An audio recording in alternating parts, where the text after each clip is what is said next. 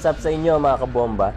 So ngayon mga kabomba, ipapakita ko sa inyo yung isang scooter na ito yung isa sa mga scooter na inaabangan ng mga Pilipino ngayon. So ngayon mga kabomba, ipapakita ko sa inyo ngayon yung bagong Honda PCX na 2021 model. Kaya tara mga kabomba, samahan nyo ako. Last week mga kabomba, inilabas to sa Thailand, pero ngayon mga kabomba, nandito na sa Vientiane Lao. Kaya tara mga kabomba, ipapakita ko sa inyo yung bagong Honda PCX.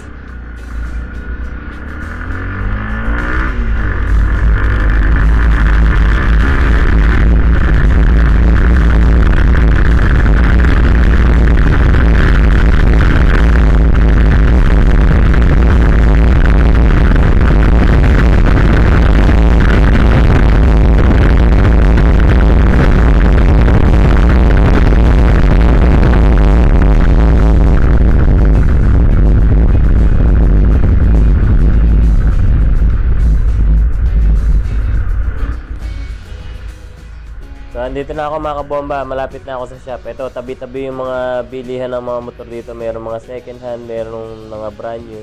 So, ito sa gawing kaliwa mga kabomba, si Honda PCX. Wait lang at mag-U-turn lang ako kasi, ayan, kung nakikita nyo, ayan si Honda PCX na 2021 model. So, wait lang mga kabomba. Hindi pa ako makaligo kasi ang dami pang sasakyan. So ayan, tanaw na to. Excited na ako mga kabomba, kahit hindi pa naman ako bibili nito, pero na-excite na ako sa kanya kasi bagong-bago sa paningin. So ayan mga kabomba, di ba? Ayan na si Honda PCX. Meron siyang white dito sa kapula, yan mga kabomba. One eternity later. Ayan, napakadaming stock dito mga kabomba, kaya dito pa lang meron yan, saka sa Thailand. Hindi ka mga kabomba, pasukin natin. 1 hour later. So ito na nga mga kabomba, si Honda PCX na 160cc 2021 model. So ayan, makikita nyo mga kabomba na may kulay white. Ayan, kung mapapansin nyo, talagang ang mapapansin nyo sa unang sa kanya, yung kanyang muka. Ayan mga kabomba, di ba? Yung talagang muka niya talagang nabago. Tapos yung makina niya mga kabomba ay 160cc. Ito yung mags niya sa harap, iba din yung mags niya. Tapos, hindi nga pala ito mga kabomba ABS, ito ay combi brake. Fully LED na siya mga kabomba. Sobrang niya mga kabomba sa personal, napakaganda niyang tingnan.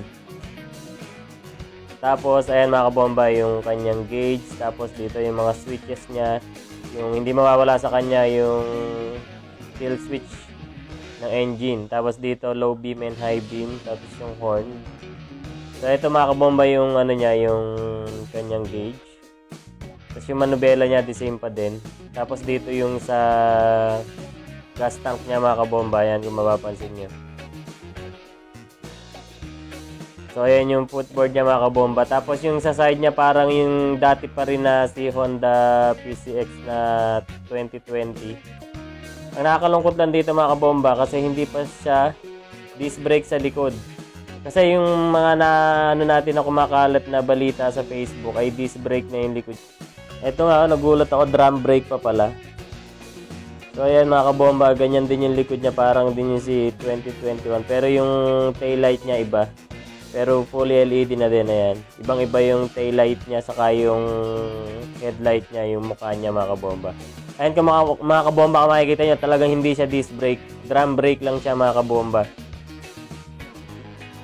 So, ito may PCX na logo sa gilid na tagdan yung emblem.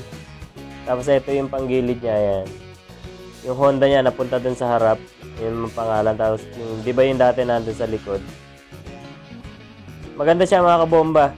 Siyempre, yun na-upgrade yung makina niya na 160cc. So, dito may pula dito mga kabomba. Tapos dito mga kabomba, mayroon ding isa hybrid. Ito hybrid kung tawagin.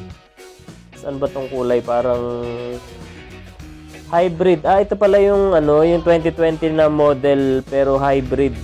Ito yung huli nilang nilabas. May hybrid na, hindi ko alam kung ano yung pinagkaiba ng hybrid na yan. So punta tayo dito sa kulay pula mga kabomba, yan.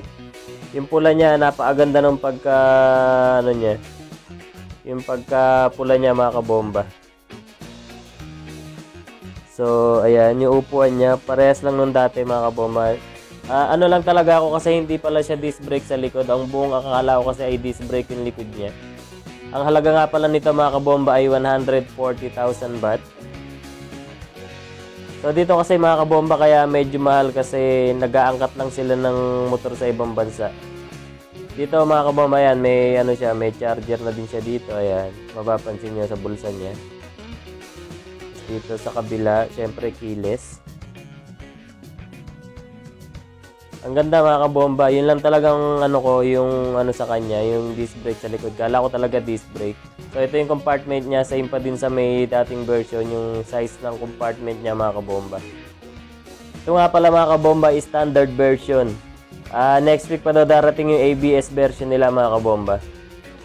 So hintayin ko, babalikan ko to sa next week kung darating na yung ABS nila. 1 hour later. So ayun nga mga kabomba, naipakita ko na sa inyo si Honda PCX na 2021. Sa susunod mga kabomba, i-review natin siya ng mas maganda kasi para maghahanap ako sa kanya nung ano yung magpapa-test drive sila. Abangan ko yun mga kabomba para maipakita ko sa inyo. At ma-review ko ng mas maganda at mas maliwanag para yung maipaliwanag ko sa inyo ng maayos. Kasi pagka na-test drive mo na yung motor mapapaliwanag mo ng maayos kung ano yung condition ng isang motor, diba? So yun nga mga kabomba, medyo ano lang ako kasi ang inaasahan ko talaga doon sa Honda PCX na 2021 model ay yung ano nasa likod. Yung disc brake na siya sa likod. Yung bang kahit disc brake lang, kahit hindi siya ABS. Ayun nga mga kabomba, nagulat ako kanina. Kasi diba, nakita nyo naman sa video ko na nakita nyo talagang drum brake siya. Hindi ko inaasahan na ano pa pala siya na ganun.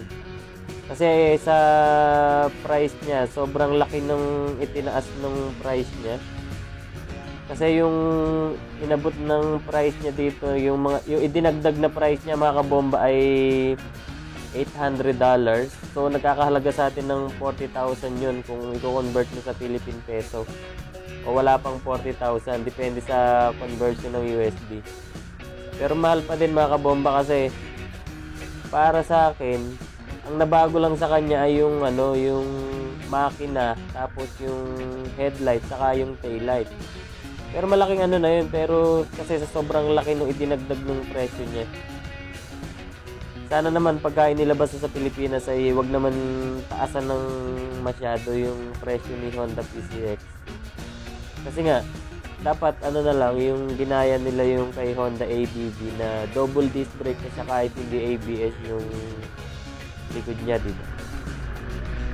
Siyempre napakasarap gamitin pagka disc brake na yung preno mo. Kasi pagka drum brake mga kabomba talagang hindi mo masasabi na laging malakas yung preno mo sa likod.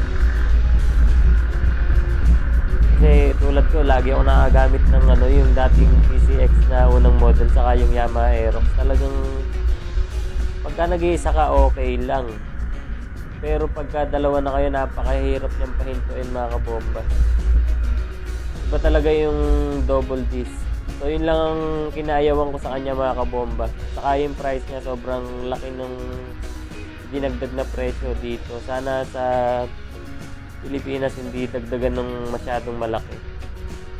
Dito nga pala mga kabomba, kaya 140,000 baht yan. Kasi halos lahat ng mga motor dito ay mahal talaga kasi wala silang sariling pabrika. Kumbaga nag-aangkat lang sila sa Thailand saka sa Vietnam, yung mga katabing bansa nila. Kahit ano dito mga mahal mga kabomba, yung mga ayan, yung mga 4 wheels motor. Talagang pagdating dito iba yung dagdag ng presyo kaya manghihinayang ka talaga na bumili pagka ikinumpara mo sa Philippine peso. Kasi mga kabomba, nag-aangkat lang sila sa ibang bansa. Sabi nung ano doon kanina, yung sales lady, darating daw yung ABS version next week. So hindi ko alam kung yung ABS version ay double disc na siya or hindi ko alam mga kabomba kasi yung standard kanina kung nakita nyo naman na talagang hindi siya double disc brake. Kasi nga mga kabomba, diba? Tulad na sabi ko kanina, pagka kasi drum brake, napakahirap niyang pahintuin, lalo na yung ganyan nga, yung malalaking motor tapos naka-drum brake sa likod. Kasi ang dalas kumakasubok talaga niya mga kabomba, lalo na yung sa Yamaha Aerox. Napakahirap pahintuin pagka may angkas. So napakahalaga talaga mga kabomba pagka double disc brake or disc brake yung front and rear. So yun nga mga kabomba, sobrang lang doon. Talagang medyo nalungkot lang ako kasi sa laki ng idinagdag nilang presyo, hindi pa pala disc brake yung inilabas nilang PCX. Sana, o hindi ko lang din alam kung sa ibang bansa tulad sa Indonesia kung double disc pa yung inilabas nila. Kasi dito kasi Thailand at Vietnam yung nagsusupply dito sa Vientiane Lao eh. Kaya hindi ko din masabi kung dito lang ba yung hindi nila nilabas yung double disc brake.